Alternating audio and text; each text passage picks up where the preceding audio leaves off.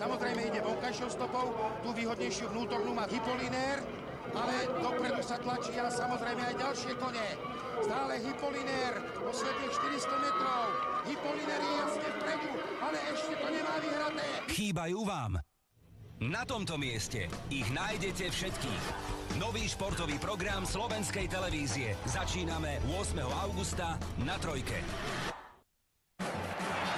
Buďte pri úspechoch svetového i domáceho futbalu. Slovenská liga a slovenský pohár.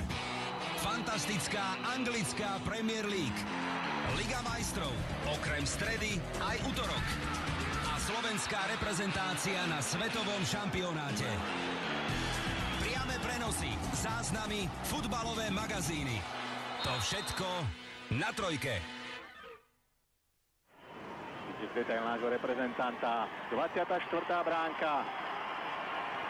Vyzerá to nádejne. Ešte nepokaziť tento prejazd. Výborne, Miško. A pádlu, čo ti sily stačia. Poďme. Chýbajú vám. Na tomto mieste ich nájdete všetkých. Nový športový program slovenskej televízie. Začíname 8. augusta na Trojke. Najrýchlejšia hra na svete vám nedá vydýchnuť. Majstrovstvá sveta aj ostatné vystúpenia slovenskej reprezentácie. Sme majstri sveta!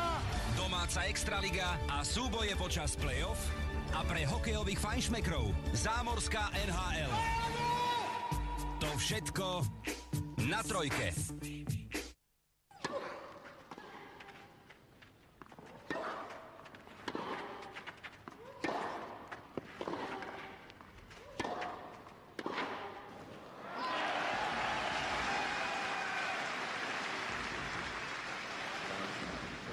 Chýbajú vám.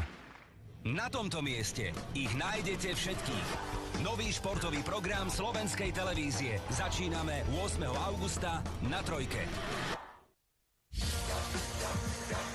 Aká je budúcnosť slovenského športu?